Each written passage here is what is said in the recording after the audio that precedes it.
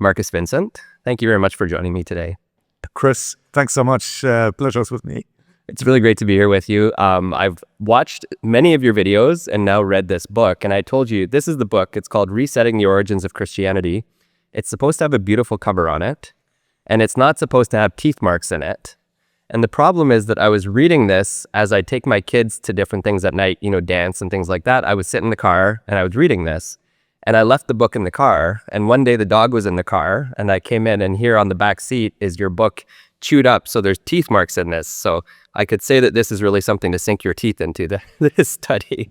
I think that's a great way to read the book. Let the dog do the job. I don't know if he got as much out of it as me, but when they say like my dog ate my homework kind of thing, and yeah, that's in this case it really is true. Fantastic, yeah.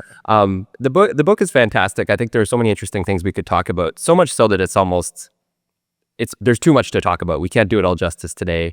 But I'd like to focus on some of the big picture things. And I think one of the things often hanging out with academics when you're in academia, you're often focusing on little things, the minute detail. That's right. And one of the wonderful things about this book is it steps back and takes a bird's eye view.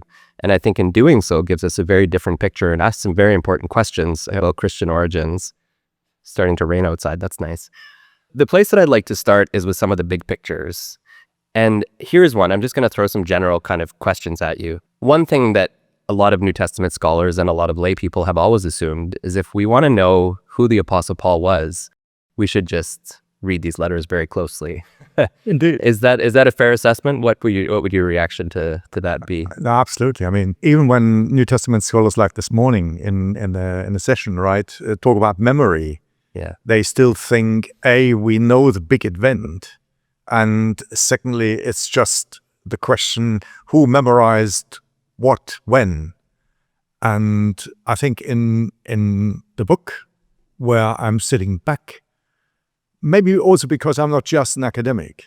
Yeah, we were just talking about, before we were recording, that also was in business and in entrepreneurship and in technology, right? Yeah. The most important thing is you have to step back before you develop something. Yes. And you have to ask yourself, A, who is the audience? And what do I really want to think about? And is the assumption from which I start, is that already right? Or do I not have to work against myself? Mm. And for me, I've been brought up with exactly the standard thing with which you've started, right? So, yeah, if you want to know who Paul was, pick up the letters, read them. Yeah. Pick up the Gospels if you want to know about Jesus, and read them. And you might get 4 different versions. In Paul, you only get one, but at least you've got this event, and you got the objectives already. And precisely that was the question I tried to raise. Mm. Is that the objectives? I mean, is our assumption only to be reconfirmed? Yeah. Or do we not have to step even further back and think about the question whether we are asking the right question and how much assumptions are we already making when we ask these questions? So if I asked, are we actually reading what Paul even wrote? That's maybe a better question. And my answer in that book is, I think, we think we are reading, but this thinking is the question. Yeah. Do we really have to think that we are reading Paul's letters? Mm. Do we really have to think that these are the Gospels that give us the examples and the access? Yeah. And the whole book works against my own assumptions, which I've learned in schools, in universities, and not just in Britain. I mean, I grew up in Germany at the French-German border. I learned the same stuff that even in university I was taught. Yeah. But it turned out that they're mostly assumptions. Yeah. I think the other important question maybe we should start with is something that I still get a lot of pushback. I talk about this on YouTube about the process of canonization. And most people think that canonization was done as a process to collect all the right books and put a rubber stamp on it. So we know which ones the apostles, which ones have authenticity in that sense. But your take on canonization is very different. You see canonization as a process also of rewriting and editing and collating and compiling, not just in terms of choosing the right books, but of building the right books. Is that a fair assessment? I think that's more than fair, yeah. Because I think the whole process, when we look at it as a historian, I think then we discover that throughout history, the process of rubber stamping is always a process of not just exclusion and preserving, let's say, the most important stuff. Yeah. But it is a reconfiguring. Even with the, let's say, the most remote way of rewriting would be to put it into some kind of order. Because what we call canon is a collection. It's not a single writing. And the way these things have been put together means you have to choose the order. Yeah. What's coming first? What's coming later? What's coming last? Does the whole thing has a preface? Like us, we're starting with a certain preface, right? Yeah. An opening question. Yeah. I mean, your opening question is giving the direction of the interview. Yeah. Yeah, I'm It's a way of to saying, your question. I'm the boss. I decide what to talk about. Yeah, and you might switch off, right? Yeah. So orders and process and the way it's being processed, I think, is so important. Quite often overlooked. I think rightly, as you say, envisaged as a final product. Canon and honestly, I mean, as this book shows, I hope, right? A lot goes back to Eusebius of Caesarea. He is a bishop. He is at the same time a librarian. So he knows what books are. He knows what order means. And he knows that the readers will only find what he presents them. And only through the lens of his order are people going to be able to access these books. And so when he gives us the first sense of how the canon comes together, he's the first one by chance, maybe, but maybe by fortune, I don't know.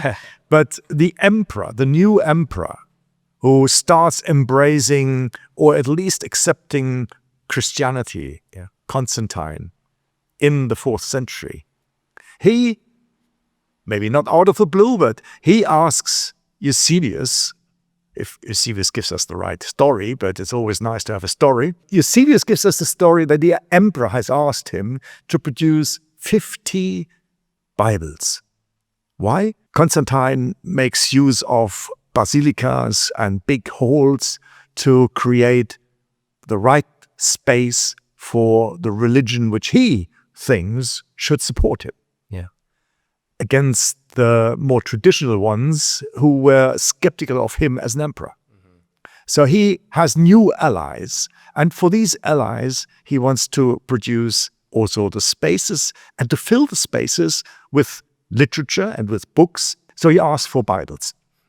And when Eusebius gives the story, how then now he puts books into these Bibles, because he needs to produce these Bibles, he is challenged because he hasn't got a clear format. As a reader, you can really see yourself standing, Eusebius, in front of his shelves and now choosing books and thinking, Jesus, which one should I take?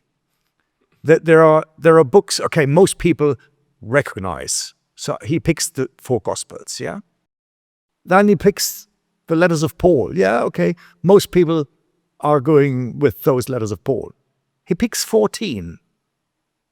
He is a bit in doubt about Hebrews because he knows that Origen praised Hebrews for a brilliant Greek style, but that Origen was saying Paul could have never written such a brilliant letter. Yeah. Maybe one of his students. Students are sometimes better than teachers. So in this case, maybe. And so he goes on, right? And he ends up with 27 books at the end. Some more doubtful, with authors like Hebrews, some more confirmed. But it's clear, it is the order and it's the collection that we have in mind, not the process.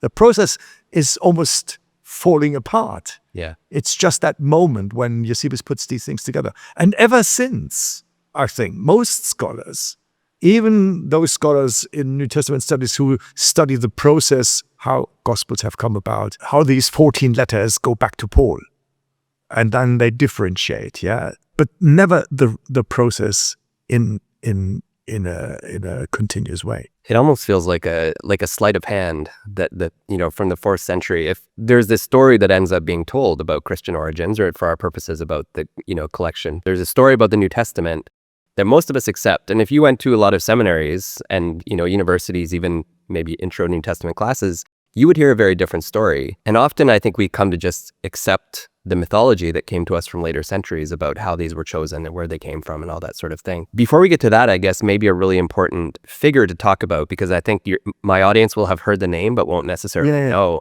The first New Testament and the first person to use that word is a guy named Marcion. Can you talk about him and his importance? Can we postpone that for a moment? Go to it, yeah. Because I've worked so much on Marcion, and I think Marcion has an important position in the whole book and also in the whole place and in the whole explanation. I caution ourselves to focus too much just on this one person. We'll come back to him. Fair, sure. But let me just finish the first question. Go. How differently the book approaches the history. I start another story. What I didn't achieve in this book, I will achieve it with the next book. But I didn't achieve it with this book.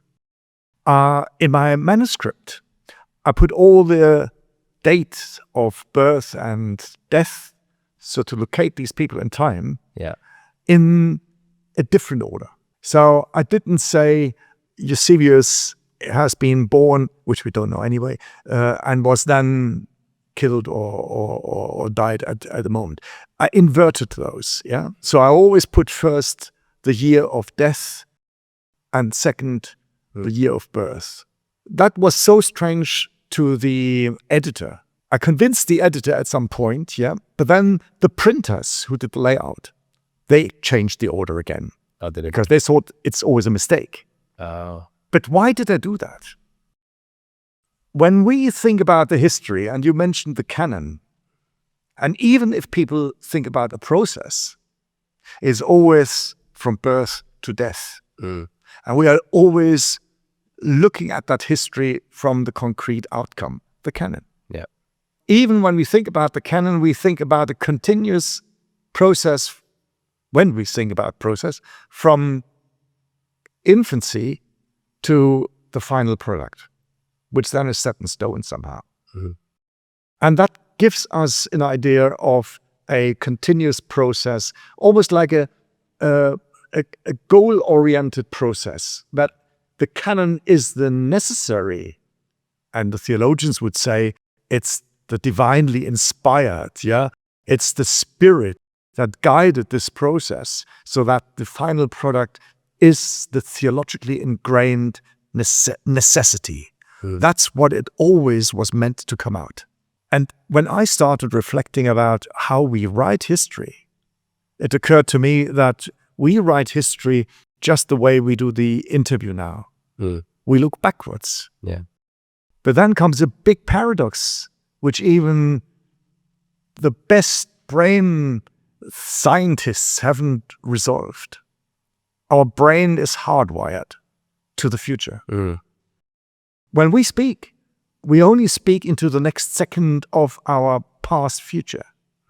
So we cannot go backwards. Try to speak backwards. Impossible. You have to rewind a film to see how nonsensical a text becomes when it's wound backwards. So for human beings, history is a riddle. And the book, therefore, doesn't start with the beginnings. Yes. It starts from today. And asks those questions, how is it possible at all to go back in history? And then you discover, when you go back, you lose all continuity. Because when you look backwards in history, if at all, possible, you cannot oversee the entire history. You have, where do you start with your story? You can't explain the entire history. You can't talk for 2,000 years. So you have to slice history. But when you slice your history, you lose all continuity. And you then realize at every moment, let's take Eusebius again. If he had chosen other books, we would live in a different world with a different canon. So many things can go differently at every second of the past. Yeah. There are so hundreds of thousands of cross roads which history could have taken different paths. And to think in our terms that today, or the canon at that time, was an ideal outcome of a previous continuous development is a chimera, is just wishful thinking. I think that it also goes to show that when people want to start at the beginning in New Testament studies, we make a lot of assumptions about what the beginning is. So one of the really nice things about working backwards is you can say, well, if Eusebius knew this, where did he get that from? And then where did that person get that from? And then where did that person get that from? And all of a sudden, instead of a nice chain, like when I assume, oh, I'm looking at the letters of Paul and let's trace out how this theology moved, working backwards, you realize this doesn't go back to Paul. Yes, has some serious issues in the way that we've thought about the canon. And what you see when you do these slices, right? It's like establishing your own stage. And then you see, let's say, Eusebius in the 4th century, right? Why does he give us a story, whether true or wrong, of how he picked those books? Of course, he wants to contextualize it with Constantine. So he wants to show even the emperor put his authority behind this collection. Yeah. But a critical reader today is saying, oh, wait, hang on. Yeah. Are we having the canon in the way we have it just because it was the choice of an emperor? Yeah. Who killed his entire family? Yeah. Who took over? And was that the means by which you can take over the Roman Empire, most of the world? Is that a colonial project? And as soon as you raise those questions, right, the whole enterprise becomes different and you become critical. Working backwards from Eusebius, and I didn't mention this, I should have said this in the introduction, that this whole book works backwards. It starts from, what is it, like the 10th century-ish? Yeah. I know you said modern era, but a lot. I mean, today, then we make a big slice, yeah, and we start with, and why I did start with the medieval period, yeah, and Gregor of Tours particularly, right, is because you can see that all of these historians have particular sources they use. And I always ask 2 questions. First of all, which picture do they want us to believe? Yeah. And the second is, what are the sources they are giving us, if they give us the sources, on which they rely? Yes. And we can see the picture they are giving us is always a contextualized picture. Gregor of Tours, for example, Tours for the American and the Canadian people is in the midst of France. Yeah. And of course, he gives us a story of 10 books of the church history. 9 of those books deal with all sorts of things. But the most important thing in the entire book is the history of the Franks. Yeah. So France becomes important. The Franks become important. Yeah. It's all a story that Christianity and even Jewish history, even the creation, was meant that the Franks have come alive. And that's also why the question is being raised when Jesus is born. That's the time when Lyon was created. Yes. So you make that link. Yeah. Yeah. And then which sources does he use?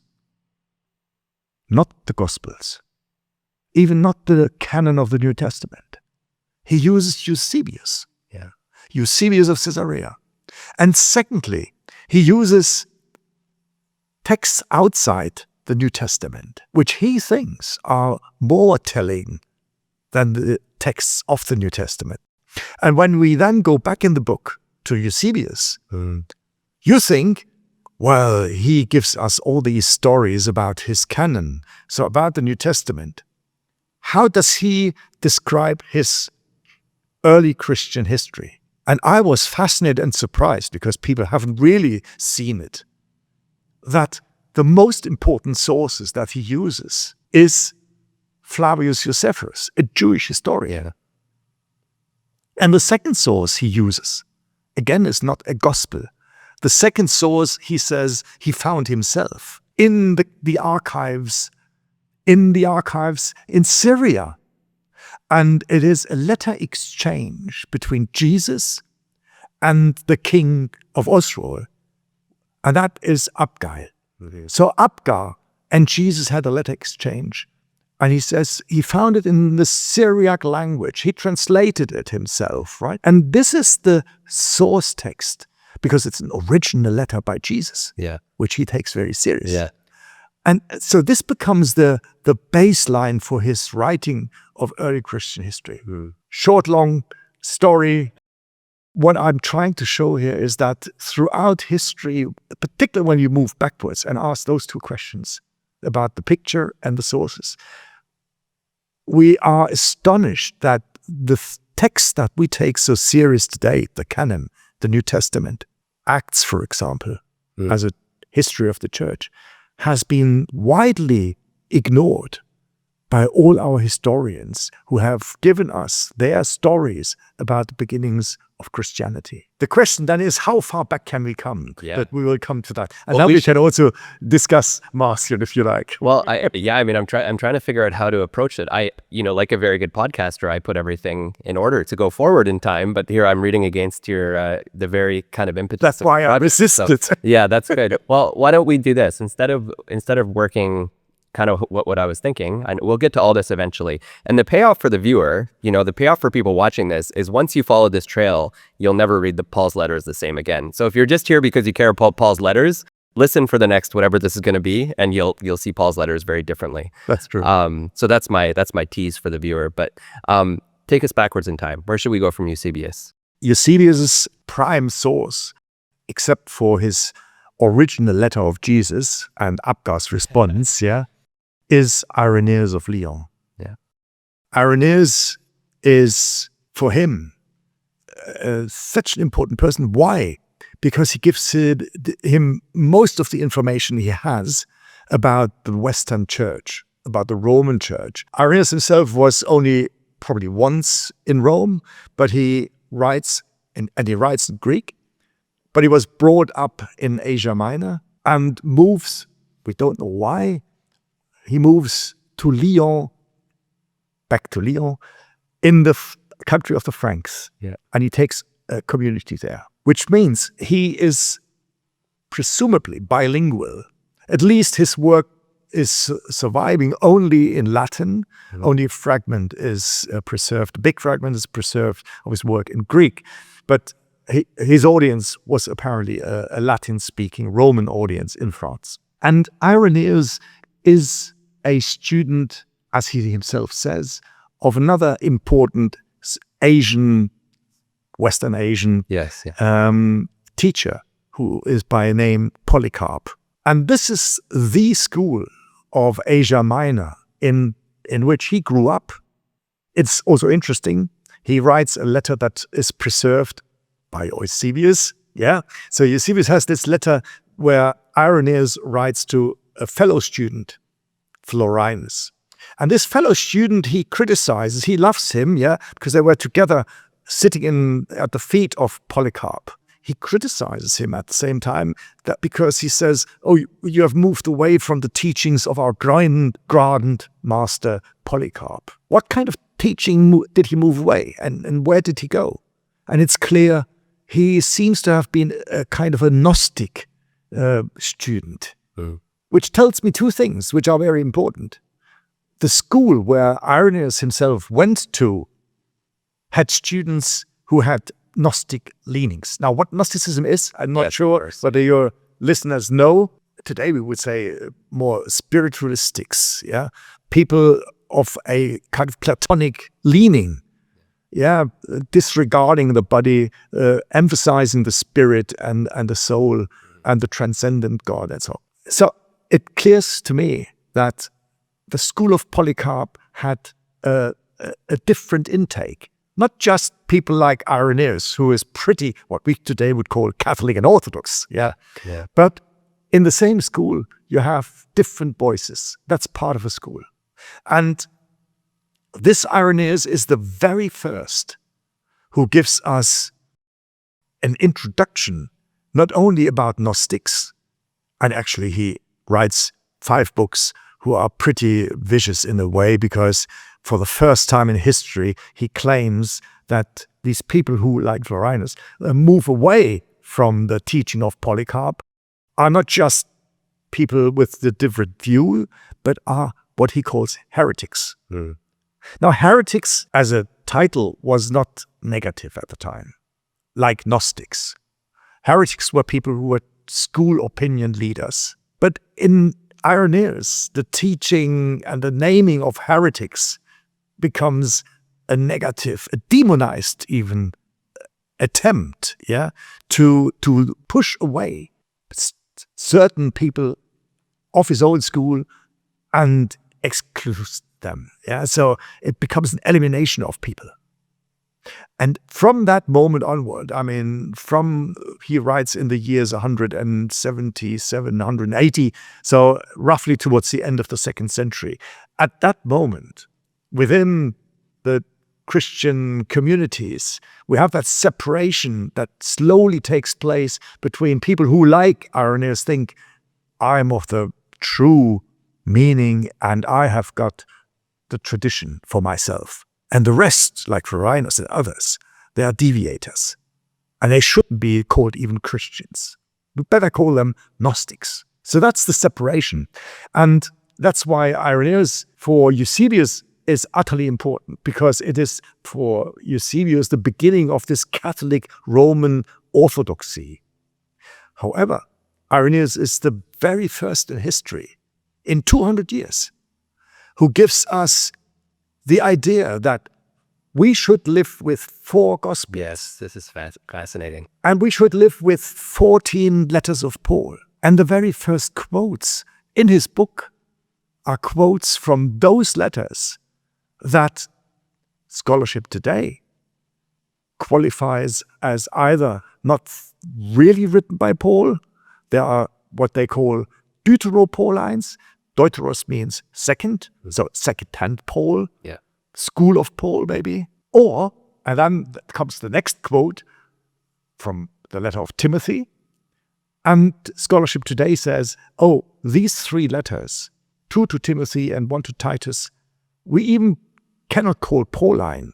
We call it pseudo-Pauline. But he brings these texts together, presents us with 4 Gospels, then with those 14 letters of Paul. And then, most widely, he makes use of the book of Acts, which he presents again for the first time. Nobody in 200 years ever seems to have quoted from, even read the book of Acts. And we wonder, what is that book? A book which introduced itself with the apostles. It starts with Jesus' ascension. So he was gone, but left were the apostles, 12, 3 of them most important, Peter, John, and James. So how does it happen that from chapter 8 onwards, a certain figure of Paul appears? Paul as a persecutor of the church. But from chapter 9 onwards, till the end of the book of Acts, so for almost, how many chapters are they? 28 in total, until the end, it is a story about Paul. Irenaeus builds the picture of Paul, not out of the letters, but out of Acts. And of course, Acts never speaks about Paul's letters. Irenaeus gives us the idea that our canon, with 4 Gospels, Acts, the letters of Paul, and a few others letters, namely of those 3. Those 3 that are in Acts, so prominently, just by coincidence are the same letters we have in our New Testament, right? No, because Acts is like the preface for these letters. They introduce. Now you're going to go read 1st, 2nd, and 3rd John. Well, you know John, you read about him in Acts. He's absolutely right. And the same with James. And the same with Peter. So the people are presented in a particular way in Acts to introduce the letters. Hence, Tertullian once says, I cannot read Paul's letters unless I read Acts. So I can only digest these letters of Paul in light of Acts. Acts gives us, let's say, the glasses through which we can, at best, read Paul's letters. And that's how we should do it. That's how they want us to do it, I guess. Is Yeah, and that's the way we did it. Yeah. And we do it. And we do it, yeah. Hence, the canon as we have it, this New Testament, is a collection that is not just prefaced, that is directed as a collection by Irenaeus of Lyon. And that's why he plays such an important role in Eusebius. Irenaeus brings about these 4 Gospels in a compound version, right? And makes a big deal that we should have not 1 Gospel. Yes. We shouldn't have 5, but precisely 4. And we can ask ourselves, why is he making that claim? He himself has the most, well, some say lunatic idea to explain why we should have 4 and not 1 and not 5. He says, well, most important things are 4. Yeah, like the 4 winds, right? Yeah. North, south, east, west. Exactly. Yeah. Critical scholars have said, well, that's not a very strong argument, yeah, because we have a trinity and we have dualities, Gospels, yeah. and we have 7 as a holy number. Why not 7 Gospels or whatever? One probably could have made a better argument for 4. Why 4? We can ask that question a bit later when we go backwards in history. Backwards in time, yeah. One more thing on Acts, because people might be surprised to find that this is a period of time when we do have other Acts. We do have quite a few other Acts. I'm going to say this, and it sounds weird in English, but the process of writing Acts, but I mean Acts plural, like not just the book of Acts, but these many Acts. In English, it's the same word, so it doesn't Acts, so you need like a plural. In what world were all these Acts being written to kind of fill in some of the blanks about the different stories? I wouldn't even say the blanks. I would say what we have around the second half of the 2nd century is that the people that we call apostles somehow become important. Why are they becoming important? Because people in the 2nd century who want to give authority to traditions and texts, they link it, as we would do, they link it to great people. Yeah. They have to read in those texts. And as we were saying, though Acts is only appearing towards the end of the 2nd century, we have Gospels that are a bit earlier.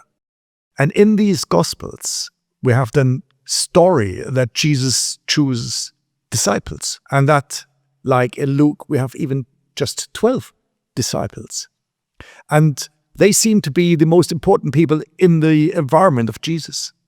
So suddenly people ask the question, what kind of people are they? They find stories, they invent stories. A whole business of writing the lives of these apostles starts to grow. And we have the Acts of Paul, where, by the way, women play a big role. Yes, yeah. We have the Acts of Andrews, which becomes so important because Gregory of Tours picks it up. Yeah, that's why Gregory of Tours' story in my book also deals with the Acts. We have Acts of the 12 apostles, where Paul also plays a part, but a very minor part. So this is a form of Acts different from our canonical one, where these apostles gather and write only one letter. Because the one letter of these apostles, that's even the title of these Acts, that there is one letter that these apostles have written, which is 1,000 times more important than any letter of Paul. So you can see how in the 2nd century, a whole discussion starts. How do we portray our history? And how can we make use of these names that we find in the Gospels? These are 2 different sources. There is an Acts that we have in the canon that is often referred to as Acts of the Apostle, but a totally separate Acts that focuses much more on the apostles, could probably more accurately be called Acts of the Apostles, maybe. Moving back in time, or do you want to go to Tertullian or Marcion next? Where should we go next? No, I think we can go back a bit in history. We were talking about this collection that Irenaeus brings together, which is what later we call our canonical New Testament. So a collection of 27 books. Interestingly enough, Irenaeus never gives us a name for his collection. Whenever he speaks about the New Testament, he always refers to another collection. So the readers and listeners get a bit more confused, yeah? So the person who puts together our canonical New Testament doesn't call it New Testament. He only speaks about the collection. Even Tertullian, who writes about 20, 30 years after Irenaeus, when he speaks about the New Testament, never does he call the canonical texts collection that we have a New Testament. He, like Irenaeus, always refers to another collection. And we come now to that collection. So which collection is first called New Testament? Even by our canonical, or let's say Catholic and Orthodox church fathers, the collection they are talking about by the name of New Testament is a collection which has been brought together roughly 40, 50 years earlier. In the years, we're not exactly sure, but we know that there was a great war which was fought between the Jews and the Romans under the leadership of a messianic figure by the name of Simon. And he was called Simon Bar Jocheba, or whatever the name was. He was a messiah, he was a star. That's what Kochba means. Yeah? And that raged between the years 132 and 135. So in the first third of the 2nd century. And we know that as a result of that war, Jews got displaced. They had to leave Jerusalem because Jerusalem was not just a temple, but Jerusalem was destroyed by the Romans. And the Romans started to rebuild it as a garrison, as a soldiers' city of Romans for Romans. Everybody who was circumcised had to leave the city. And just like that, the diaspora around Jerusalem, Jews had to leave too. And there's an emigration wave that happens. And big teachers like Justin Martyr, also a teacher like Marcion of Sinope, and quite a number of so-called Gnostic teachers, Valentinus, Basilides, they had to leave their homes. And they are moving either further north in Asia Minor, Ephesus, for example, or they move across the sea and end up in the capital city of Rome, particularly those people who were against the war, who wanted to have a good relation between themselves and the Romans. And they start establishing their teaching classrooms in those cities. And here we come now to the collection of the New Testament. One of these teachers, by the name of Marcion that we know, he comes from a northern Turkish city of Sinop. At the time it was Sinope. So right at the coastline, a big garrison city and a naval city. And he was a ship owner.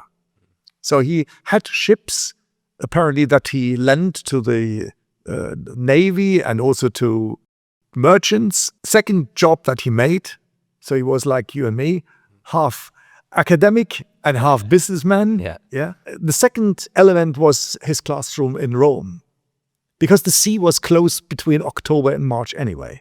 So there was nothing to do for a ship owner in those months. So he had a good teaching session there. And in those times, I guess, he had his classroom in Rome. And he brought along, when he moved from Asia Minor to Rome after that war, so after 135, he brought along with him texts that he had collected, probably collection of texts already, which he put together. And these texts he used in his classroom. And it happens that these texts were letters by Paul and also a gospel.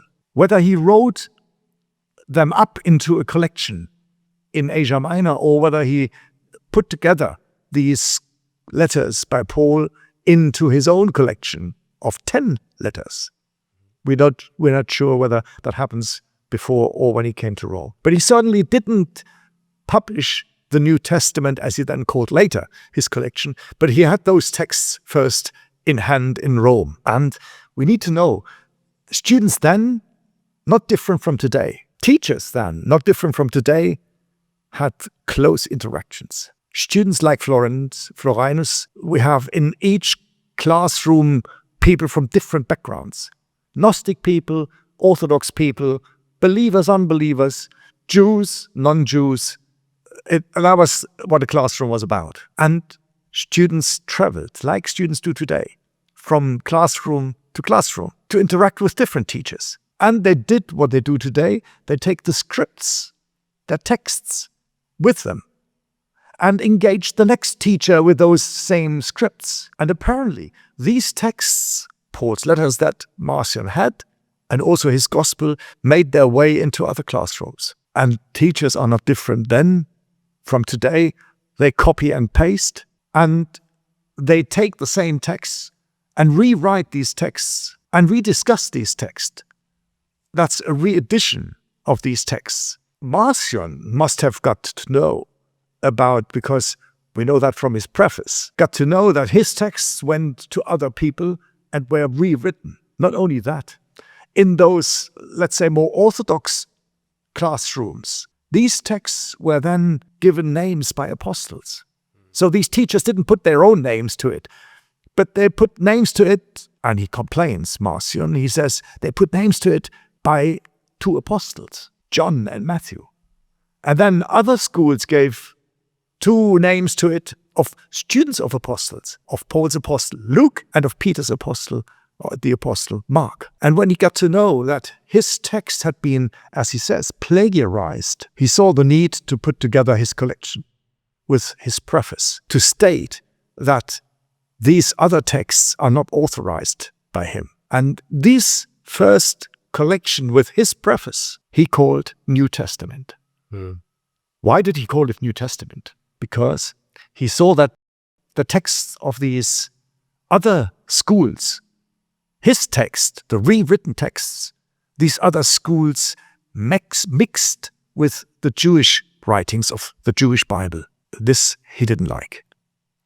Why did he not like that his gospel and his Pauline letters were now combined with Jewish writings, although he comes from a Jewish background himself? But he had learned that a Jewish Bible that presents us with the Torah and the prophets and those writings that the Jewish Bible contains has led to a Messiah idea of Bar Kokhba, has led the Jewish race to defeat against the Romans, has almost endangered the entire tradition of being Jewish, and ruined his business, by the way. What he wanted to preserve and to bring together was a New Testament, a testament that had Jewish leanings and also belonged to Jewish tradition. It embraces a Messiah, it has prophets, and so forth. However, it had to be a New Testament without a picture of God who is a judge, without having a God who created this messy world of war. It should have been a God of peace. And he didn't want to have a God who wages war against the Romans. Whether the letters that he brought together by Paul didn't have the Jewish ideas of war, of revenge, of judgment, but embraced only peace, forgiveness, poverty. And whether the collections of texts with regards to Jesus' own life showed him more or less as a peace bringer, as a Messiah of love. We don't know whether Marcion wrote up these texts in these ways or whether he found them in these ways. A big question for future research. But what we know is when he publishes his New Testament, it had only one gospel, only 10 letters of Paul, and his own preface. And in the preface, which is called The Opposites, he stated the opposite of his New Testament to these plagiarism texts, but more importantly, to what he then called, for the first time, the Old Testament, and that was the Testament of the Jews, which he didn't reject in a way that he thought it's a damn text collection, but he thought it's a misleading tradition which misled the Jewish tradition. What he wants to have is what Paul then says, is to be a spiritual Jew, a Jew of love. And that's the cradle of our slicing backwards history of the New Testament. That was the first New Testament that we know of. And that's the only New Testament in the 2nd century ever called New Testament. Yet when we look in history at Marcion, he's often known, and I remember this from, early theology classes, that he's often known as the one against whom the New Testament reacted. Like, our New Testament was compiled to protect from Marcion, not the other way around. Not that Marcion compiled his New Testament to protect from it being changed or spread or whatever. Precisely. Yeah. And the first who gives us this story, that Marcion is even cutting back on the bigger collection, that was Irenaeus. Irenaeus states that Marcion is not the origin. The origin are the apostles. And we have the texts of these apostles. And that's why we have 4 Gospels. Marcion was writing in his preface against precisely those 4 Gospels. Irenaeus doesn't invent the number 4. He only defends exactly those 4 that's important. that were incriminated by Marcion in his preface. That's how we come to the 4, the only reason. So it's a defense. Yeah. But Irenaeus, and that's also interesting, even despite the fact that Justin earlier and other authors wrote about Marcion, nobody ever has claimed that Marcion had cut down the number of writings or cut down the texts like Paul's letters or the Gospel. Irenaeus makes the claim that he took the Gospel of Luke and reduced it in size, cut off the story of birth, cut off the ascension, and cut off some parts in the middle. Tertullian repeats that, makes it even more substantial. Yeah. And that's how it comes to us, to you and me. That was the teaching. And interestingly, in the Enlightenment, in the late 17th, then 18th century, people started doubting Tertullian, doubting Irenaeus, because they knew these are defenders of orthodoxy. So how would they give us a true history of the times before? And yet, with our romantic turn in the 19th century, we went back and started believing what Irenaeus and Tertullian were saying. Yes. And that's how New Testament scholars, 99.9% today, are still believing. We're still reading it. Oh, okay. There are so many. To keep this from being a 3-hour interview, I'm going to keep us moving. We can do another one at some point. We can do another one too. Let's keep moving because Marcion has a collection of Paul's letters. Yes. So this is a good time to move towards talking about letter collections. There's 2 famous letter collections that you talk about in your book. The one is obviously Paul's letters. The other is a very good comparison, which is the letters of Ignatius. Yes. Can you talk about, in whatever order you want, take us there and talk about how, should we maybe start with Ignatius and then triangulate on Paul? Maybe that's a good way to do it. Yeah. Because reading the letters of Ignatius help us understand what probably happened with the letters of Paul. So why don't you take us to Ignatius first? Yeah, the letters of Ignatius are a fantastic parallel example. Why? We have, when we look into how Ignatius's letter collection is being known throughout history, from the 5th century onwards until the 20th century, or let's say 19th century, late 19th century. It's known as a 13 letter collection, so a bit bigger than, or just 1 letter less than our collection of Paul in the New Testament, in the canonical New Testament. Everybody knew that, at least since the 19th century, people knew and started to know that these 13 letters are not the original version. Why? They're not really orthodox. They're a bit what we call Arian. They have a taste to the letters where people got to doubt them. And in the 19th century, then Lightfoot, a big known person, archbishop in London, makes the comparison because he got to know a manuscript which had, in one manuscript, that collection of 13 letters and the same Ignatian letters in a collection of 7 letters. And he started comparing the 2 versions. And he said, oh, wow, the 13 letters have, first of all, more letters. And all these letters are doubtful in content. The second thing is, the 7 letters, they have some quotes from the New Testament, from the Gospel, from Paul's letters, even very few Old Testament quotations. But the 13 letters, even those 7 letters which he has, were reworked. Every second sentence in the 13 letters version is a biblical quote. So it's gospelized, is Paulinized, is Old Testamentized, yeah?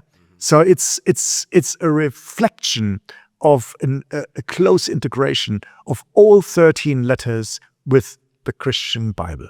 Nevertheless, Lightfoot said, it's impossible that the 13 letters are original. They must have been created, that collection, in the 5th century. Can you say, sorry to interrupt for a minute, can you just say a few words about who Ignatius was? Because there may be people who have never heard of Ignatius. Ignatius, who is supposed to be the author of the 13 letters, right, yeah. Well, if we follow Lightfoot, only of the 7 letters. He's called a bishop who was accused, he was the bishop of Antioch, who was accused of revolting against the Romans.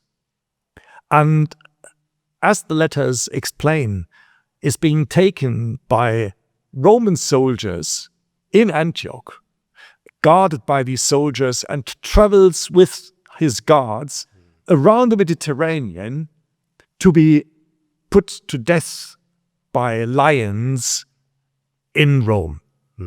So, of course, because letters are supposedly written by Ignatius, he cannot tell us about his death. Yeah, but we have a martyrdom. There was no Moses situation where he narrated his own death. Yeah, but we have several martyrdoms later that tell us the story that he indeed ended up in Rome as one killed by those lions. Yeah. So that's the story, which we have from martyrdoms from the 4th century. And the idea is that as he's traveling, he's penning off these letters to the different churches. But not only that, he is inviting the people from communities to pick up those letters. And he has conversations with these people. The whole thing is pretty mysterious, how it's possible, right? Yeah. By somebody... You can imagine handing a letter to a Roman guard as you're on your way to be killed and say, deliver this to Ephesus. And then he makes even plans for writing a book. Yeah. I mean, it is so much mythology, right? That you can only wonder why this story too is being believed until today. Nevertheless, so we go with critical scholarship of the 19th century and have only 7 letters. In the 19th century, a colleague of Lightfoot by the name of Cureton, he is the holder of the Syriac collection of the British Library. He discovers in his journeys to search for more Syriac codices and manuscripts, he discovers in Syriac monasteries 3 manuscripts which have not 7 letters of Ignatius, but only 3. And he asks the same question as his colleague Lightfoot. Is it possible that when we compare the 2 versions, Ignatius has only written 3 and not 7? And is it possible, just as in the 4th, 5th century, 6 new letters have been added, is it possible that these 3 letters were the stock, and in the 2nd century, people have added 4 more letters? And he makes a very great case, because the 4 letters are in so many ways different from the 3. The 4 letters, for example, engage between Christianity and Judaism, a topic absent from the 3. Cureton discovers that the 4 letters have a hierarchy of the church, of positions of the church, nobody knows in the early 2nd century of. So he says it must have been, just like in the 4th, 5th century, the 3 letters were original, to which were added in the late 2nd century 4 letters. And like in the 4th, 5th century, whenever new letters are bolted on old letters in a collection, the redactor who brings them together also rewrites the first stock and broadens them. And so when I read that story of Cureton and Lightfoot and the development of the Ignatian letters, I for the first time asked myself, hang on, a very similar process we noticed, I mean scholarship noticed, not me, about Paul's letters. We have, if it is correct, we have 7 letters written by Paul, as scholars say. Then we have 3 Deutero-Pauline letters out of his school, which at some point were added to the 7. And then we have 4 more letters, the Pastoral, the Pseudo-Paulines. But if we make the parallelism to Ignatian's collections, then always the older stock was reworked. And then I asked myself, look, here we have Paul's letters. Marcion integrates a stock of 7 letters, plus a stock of 3 letters, the Deutero-Paulines. Hence, when he brought these 7 letters together, was he also rewriting that stock? And apparently he did. So the 10 letters of Paul that we have in his New Testament, just like the Gospel, are showing his hand and his thoughts. So it's a New Testament, as his preface says, which is pretty much in his name. When then the 4 letters are being added at a later stage to this collection of Marcion's texts, also the 10 letters have been rewritten again. And that's how we come to a similar process of redaction of Paul. So when we read our 14 letters in the New Testament, 7 letters are not authentic, but there are at least twice rewritten, once by Marcion, and then at least once more by the people who added the 4 letters, the Pseudo-Paulites. And these are the same people apparently, because it appears for the first time in Irenaeus, the same people who also added Acts to their collection. So when Acts and the Pastoral letters and Hebrews were added to Paul's 10 letters, the 10 letters were not only shaped differently, they were also rewritten. So what we have today is, I would say, at best, third-hand Paul. And as I say in my book, scholarship, and we are dealing here at this conference with Pauline scholarship too, is dealing with the Pauline letters that are most far removed from a potential historical Paul. It's interesting. I think the other thing we could point to even further justify the comparison is that when you line up Ignatius and line up Pauline letters, you see the same. You made allusions to the church hierarchy. It's not there. It's the same thing. If you read 1st and 2nd Timothy, you see a hierarchy that did not exist in the 50s. There were not bishops, deacons, and in the beginning of Acts, for that matter. And that's the reason why scholars always said this is not Paul. Yeah. But then you find even in the 7 letters of Paul, the mention of bishops and deacons.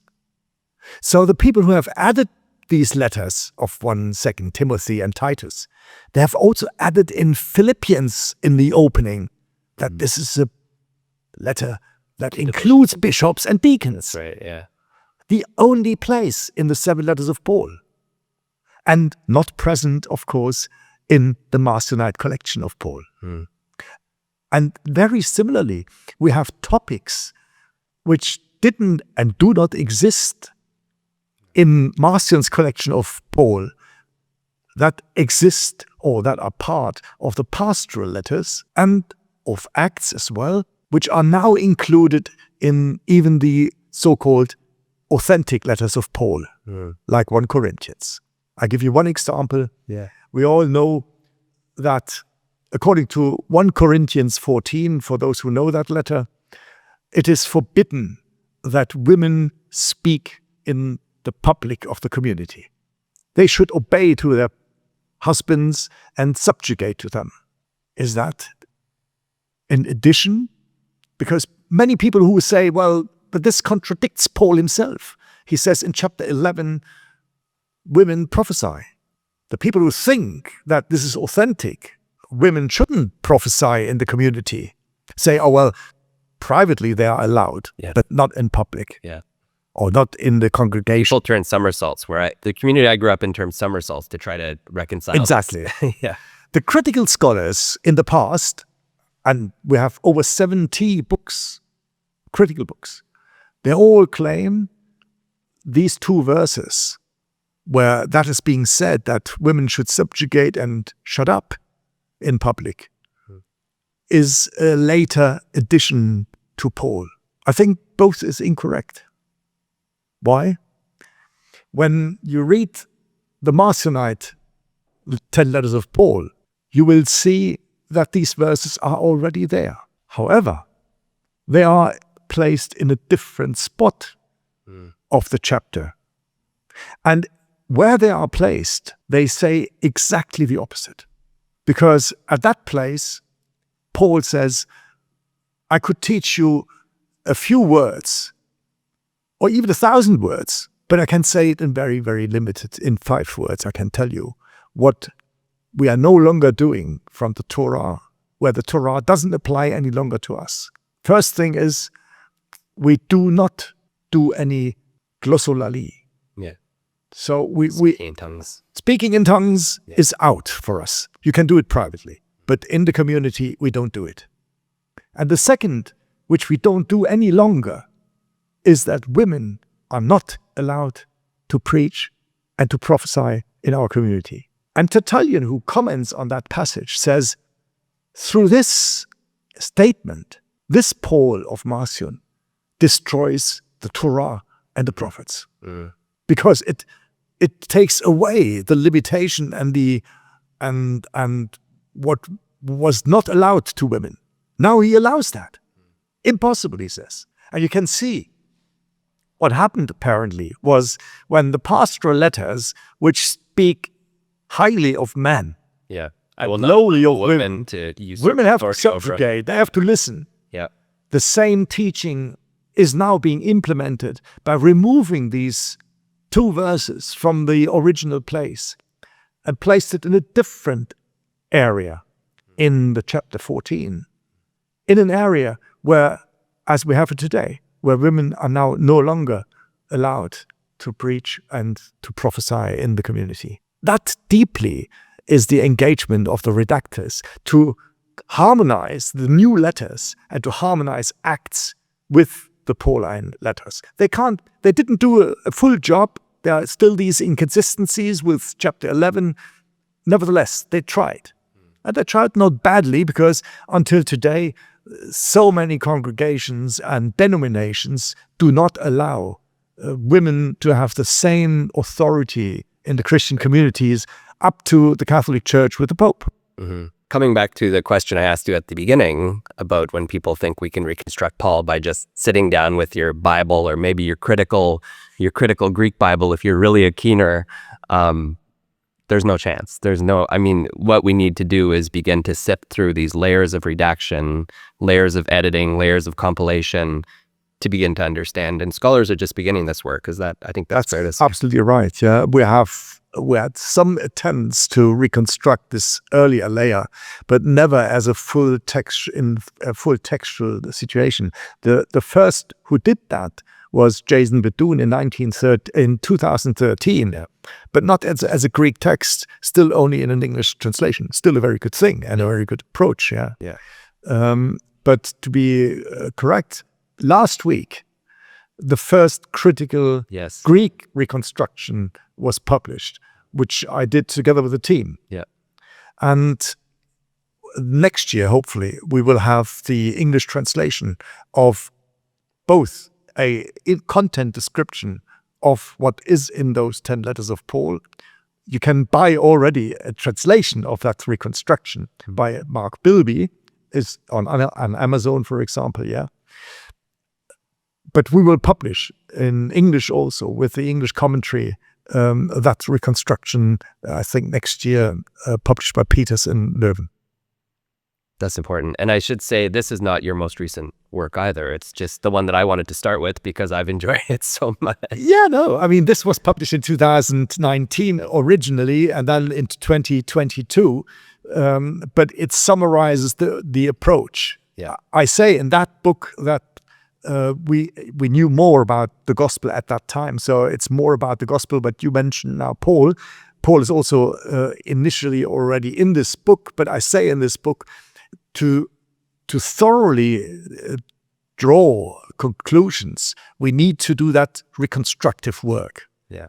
And since 2019, together with the team, I was working on that reconstruction. So it took us almost 7 years to finalize the reconstruction. There's still a few tweaks and tweets.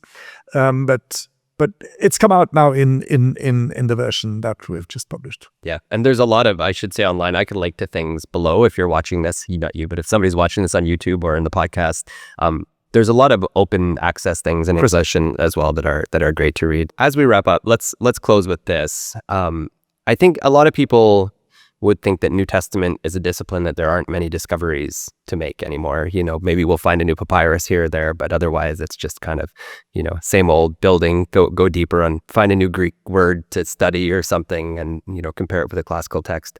I think what you've done with this book, and now, because we're talking, you know, 5 or 6 years after you wrote it, we do have, I'm beginning to see the ripples, not many yet though, but I'm seeing the ripples slowly.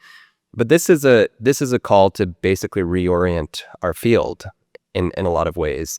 I'm curious to know, you've already mentioned a little bit about where we go from here, but what are the big, other than, you know, this reconstruction of Paul, what are the other kind of big questions that you'd like to see us move in the direction as people who study the New Testament? I think if we are honest, I think we're just at the beginning. Yeah. A beginning of almost an entirely new way of looking into the second, let alone even into the first century.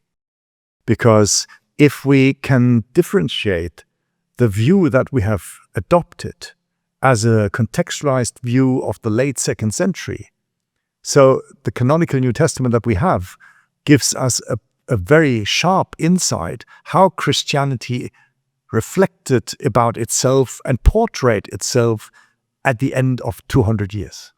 That, of course, gives us a challenge to ask, how did Christianity re-envisage itself or envisage itself at the end of the Second Jewish War? And that's the snapshot we get if we look through that gospel and the 10-letter collection of Paul. And that raises another important question. How far can we go back into the 1st century? And what do we know? The German title of this book, Resetting the Origins, is called Open Beginning. Because when the editor at the time read the manuscript, he said to me, gosh, the 1st century is just like a black box where people fill the black box with wishful thinking. And to get rid of that black box of pure wishful thinking, so that every fundamentalist, every evangelical, every orthodox, every liberal can just put in what she or he wants to put in and then draw normative rules from there. I think we should get rid of that. And we should approach it with modesty, with respect of each other's attempt to fill and to create or recreate this box of the unknown. And I think if we take that as an approach, how to think about the beginnings of religions, because we have similar stories of the beginnings of Islam, and we have a similar story of the beginnings of Judaism in mind, or of Confucianism, or of Buddhism, maybe then we become a bit more modest and humble. That's a good word. Yeah. Yeah. And give us a bit of breathing space to jointly think about how it could have been in early Christianity as with the other religions. Beautiful. Thank you very much, Markus Vinzent. Thank you, Chris, for an engaging discussion. It's been a lot of fun. Thanks.